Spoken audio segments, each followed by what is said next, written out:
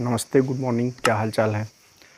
चलिए आज ट्रेन का अगला सेशन स्टार्ट करने वाले हैं। लिखा हुआ है कर्नाटक एक्सप्रेस 5 PM पर बंगलौर से छूटती है और 9 PM पर कानपुर पहुंचती है।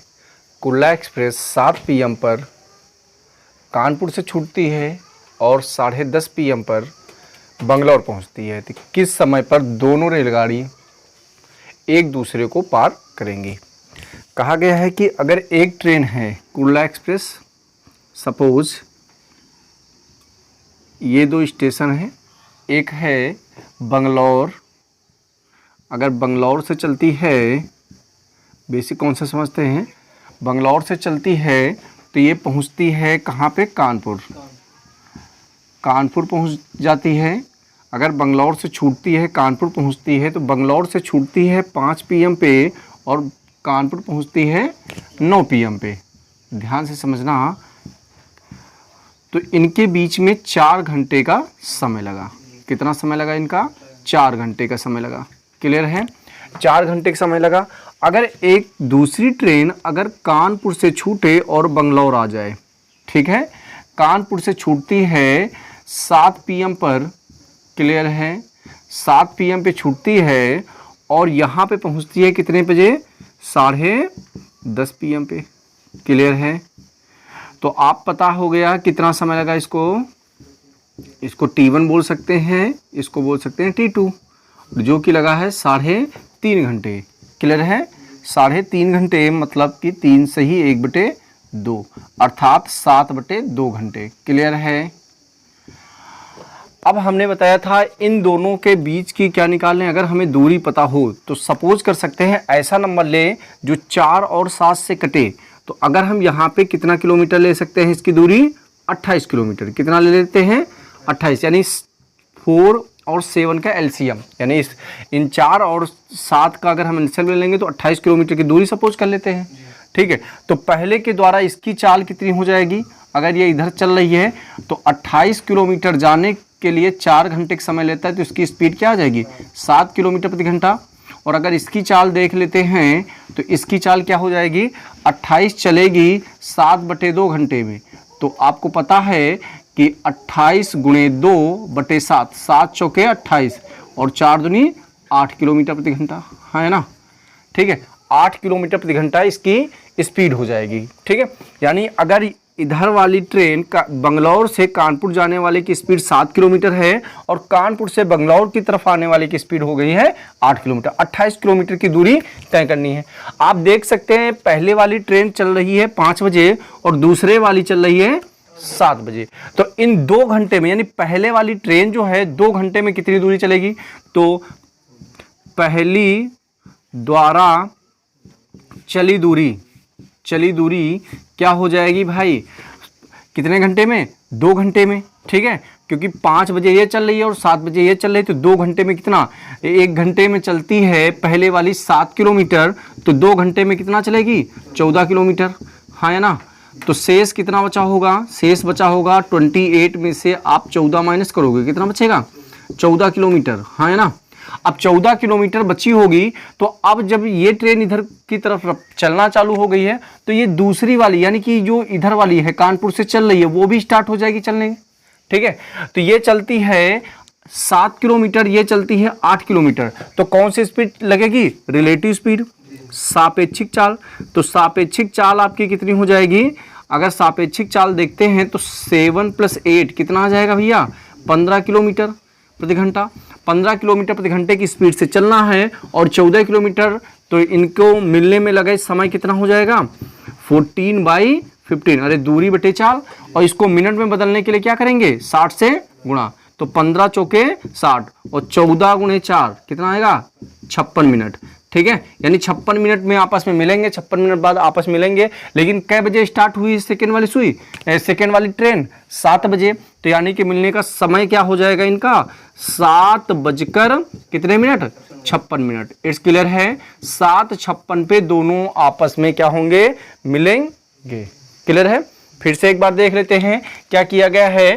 5 बजे बंगलौर की ट्रेन चलती है कानपुर के लिए 9 बजे पहुंचती है, तो इसके द्वारा अगर लगा समय 4 घंटे है, ठीक है। और इधर की ट्रेन 7 बजे से चलकर 10:30 बजे पहुंचती है, इसका मतलब इसके द्वारा 3.5 घंटे यानी 7 बजते 2 घंटे।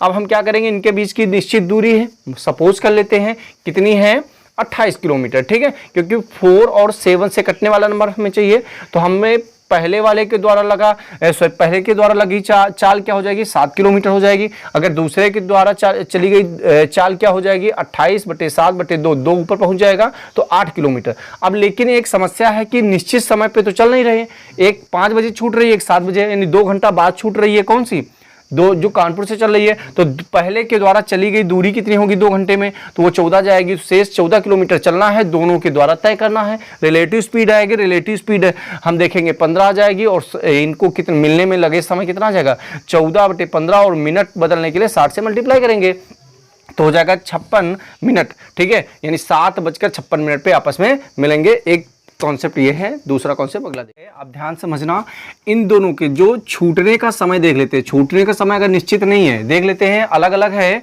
तो यहाँ पे इनका अंतर निकालते, गैप निकालते, तो इनका अंतर क्या जाएगा भाई, अंतर आने वाला है 2 घंटे का। कितने का आएगा, 2 घंटे का। तो जो 2 घंटे आया इसको 1/2 करेंगे, इनटू क्या करेंगे भाई, ये 5 बजे चली है और 9 बजे पहुंची है, यानी कि इनके बीच का गैप 4 घंटे का है, हाँ या ना। तो 4 लिखेंगे, इनटू करेंगे, ये 7 बजे चली है और ये चली है 7 बजे चलकर 10:30 बजे पहुंची है, एक दूसरे की तरफ आ रही हैं, तो 3.5 घंटे का, अर्थात 7/2 डिवाइडेड बाई पहले के द्वारा 4 घंटे प्लस दूसरे के द्वारा 7/2, तो ये मिलने का समय आ जाएगा। क्लियर है। पीछे आप देख सकते हैं क्वेश्चन मैंने कराया है, जिसमें से अगर एक दूसरे की तरफ आ रही हैं तो दोनों के रूल क्या होते हैं, T1 × T2 अपान T1 + T2, और अपान उन दोनों का गैप, ठीक है, उनके समय का गैप। यानी कि 5 बजे छूटी और ये 7 बजे, तो ये 2 घंटे का गैप आया, तो 1/, कितना हो जाएगा, 2 हो जाएगा, ठीक है। अगर 3 घंटे का आता तो 1/3 हो जाता है। क्लियर है। तो अब इसको जरा सॉल्व करते हैं, तो 2 × 2 = 4, 2 से 2 कैंसिल हुआ, यानी 7 अपान ये 8 आएगा, 8 + 7 15, और बाई 2 ऊपर पहुंच जाएगा तो 14/15 आ जाएगा। इसको मिनट में बदलने के लिए 60 से मल्टीप्लाई, 15 चौके 60, 14 चौके 56 मिनट, यानी मिलने का समय 56 मिनट, यानी 7 बजे, क्योंकि सेकंड बड़े वाले को हम काउंट करेंगे, 7 बजे छूटी थी सपोज दैट, और 56 मिनट बाद मिल गई, यानी 7:56 पे आपस में मिलेंगे। ठीक, यहाँ ए और बी स्टेशनों से रवाना होती हैं। 2 स्टेशन है ए और बी, ठीक है। सपोज यहाँ पे स्टेशन ए और स्टेशन क्या है, बी है।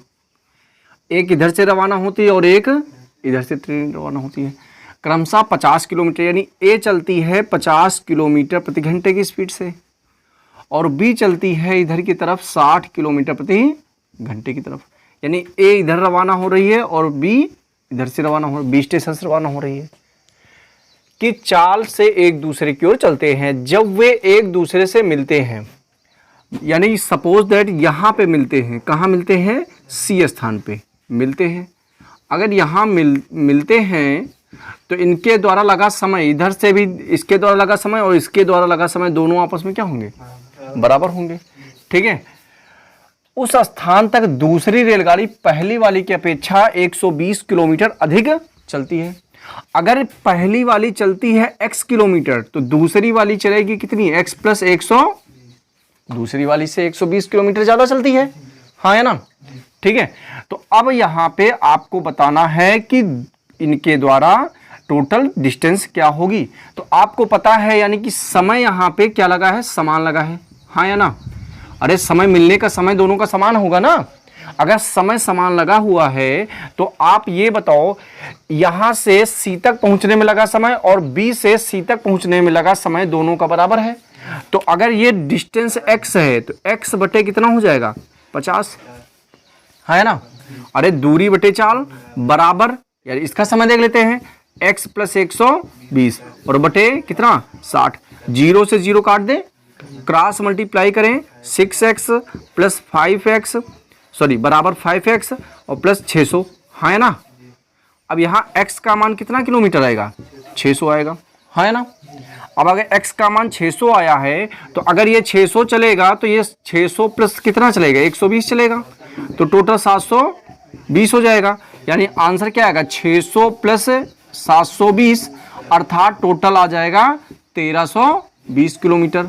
यानी इसकी दूरी क्या हो जाएगी, दूरी हो जाएगी दोनों के बीच की 1320 किलोमीटर मिलती है, यानी कि निश्चित समय पे मिलती है।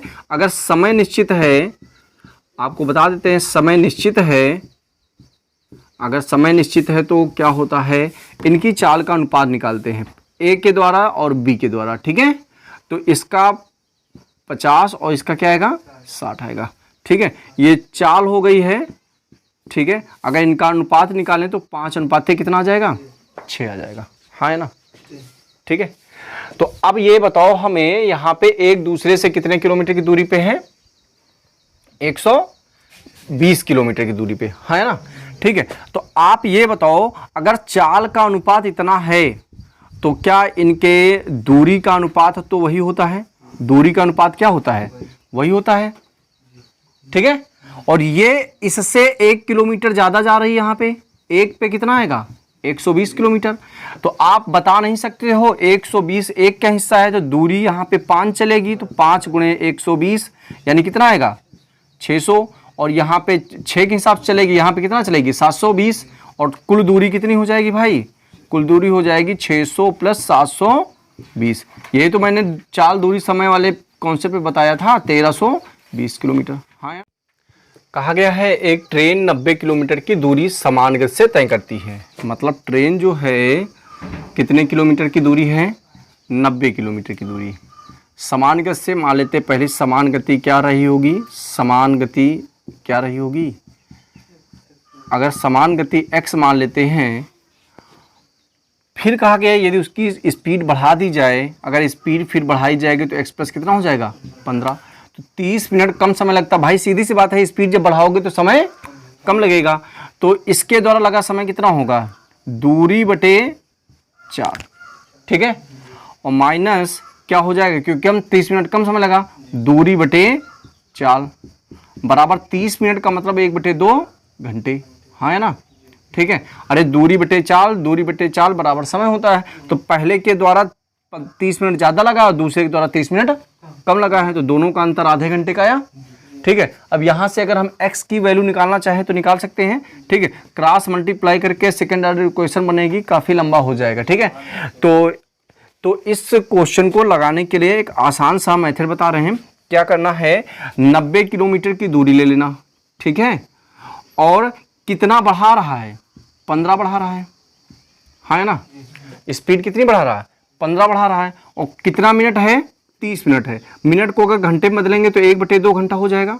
तो अगर 1/2 घंटे से डिवाइड करते हैं तो क्या हो जाएगा, आप यहाँ पे देख सकते हैं 90 × 15 × कितना 2, कितना हो जाएगा टोटल मिला के 90 × 30, हाँ है ना, ठीक है। अब इसके दो ऐसे फैक्टर करने हैं जिनके बीच का गैप कितना आ जाए 15 का आ जाए, ठीक है। तो आप बता सकते हो इसका आंसर क्या आएगा, करके बताओ फैक्टर। इसको 2 पार्टों में ही तोड़ सकते हो, 45 × 2 और × 30, ठीक है। तो 45 ये हो गया है और 30 × 2 कितना हुआ 60। अगर दोनों को घटाते हैं तो 15 किलोमीटर का गैप आया, हाँ है ना, 15 किलोमीटर प्रति घंटे गैप आ गया। तो वास्तविक चाल छोटी वाली होगी, यानी वास्तविक चाल कितनी होगी 45 किलोमीटर प्रति घंटा होगी, ठीक है।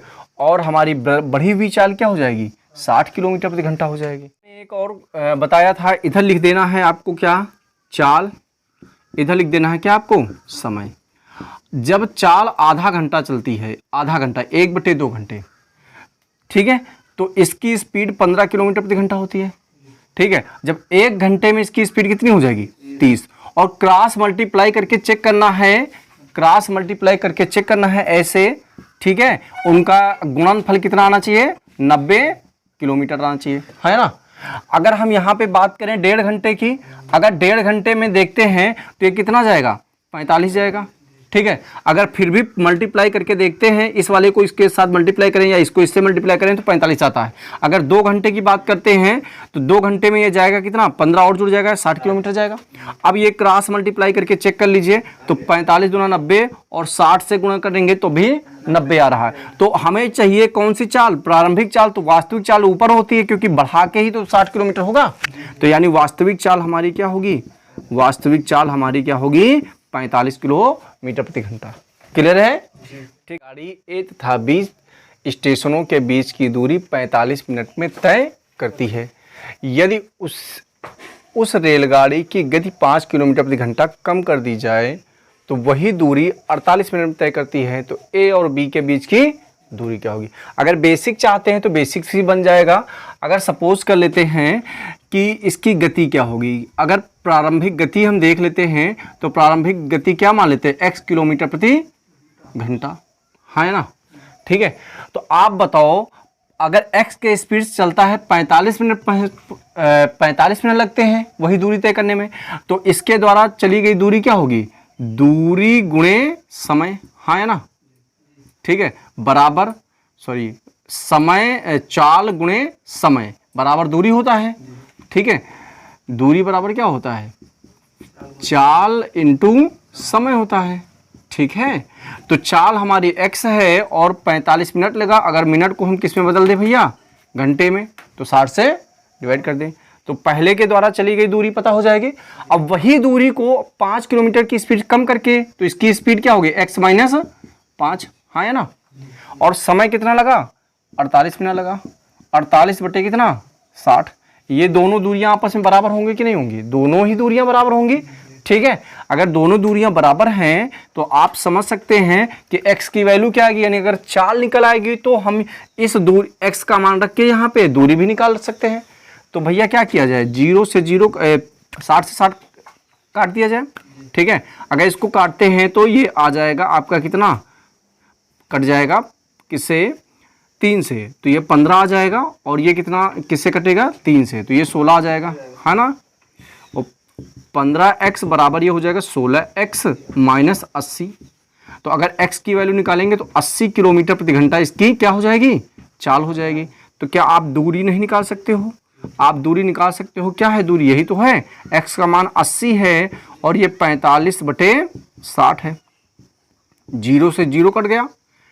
ठीक है, 2 या 6 और 2 चौके 8, 3 यानी 15, 15 चौके 60 किलोमीटर इसकी क्या हो जाएगी डिस्टेंस। तो अगर इधर भी 80 रख दे तो ये 75 बचेगा और फिर सॉल्व करना, तब भी आपका आंसर 60 किलोमीटर की डिस्टेंस आ जाएगी ए। और अगर दूरी समान होती है तो क्या होता है, सबसे पहला कॉन्सेप्ट समान होती है।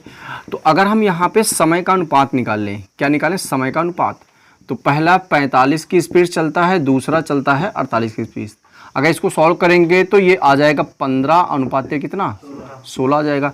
अगर ये समय का अनुपात देखते हैं तो अगर समय के अनुपात को चेंज करते हैं तो चाल का अनुपात आता है। क्लियर है? अगर दूरी समान है तो यहाँ पे 16 अनुपात क्या हो जाएगा, 15। अगर दूरी समान है तो समय का अनुपात इंटरचेंज होकर चाल का अनुपात बना देता है। अब यहाँ पे देखिए कई किलोमीटर की कमी हुई, एक किलोमीटर प्रति घंटे की कमी हुई है, तो यहाँ पे कितना हो रहा, 5। ठीक है, तो अगर हम देखें चाहे इसके द्वारा चली गई चाल या इसके द्वारा चली गई चाल, दोनों ही हम निकाल सकते हैं। तो एक पे यानी कि इसको अगर मल्टीप्लाई करते हैं 16 पचे 80 किलोमीटर, यानी 80 किलोमीटर प्रति घंटे की स्पीड चलेगा। अगर इधर देखते हैं तो कितना चलेगा, 75 किलोमीटर प्रति घंटे की चाल से चलेगा। अगर हम दूरी निकालना चाहें तो आपको पता है दूरी बराबर क्या होता है, चाल गुणे समय। तो चाल हमारा 80 है और समय हमारा कितना है, 45 मिनट है। मिनट को किस में बदलेंगे, घंटे में। ठीक है, 0 से 0 काट देंगे, फिर से वही काम। ठीक है, या 15 तिया 45, ठीक है, 0 और 15 चौके 60 और 4 दूनी 8 यानी 20, 20 तिया 60 किलोमीटर इसकी डिस्टेंस आ जाएगी। सिंपल सा कॉन्सेप्ट है रेशियो मेथड। ठीक है, इसको आप अच्छे से समझ लीजिए।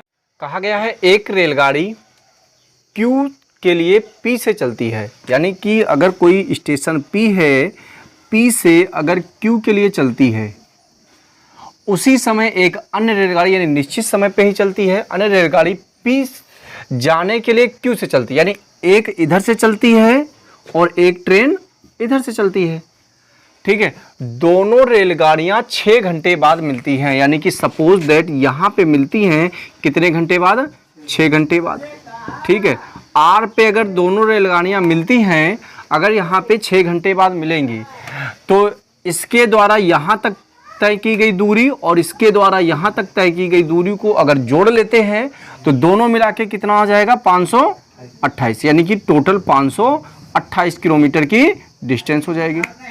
ठीक है, फिर कहा गया है पी से क्यू जाने वाली रेलगाड़ी से, पी से क्यू जाने वाली यानी इधर से इधर जाने वाली रेलगाड़ी से 8 किलोमीटर अधिक चलती है। कितना चलती है? जाने वाली रेलगाड़ी से 8 किलोमीटर अधिक चलती है। कौन चलती है?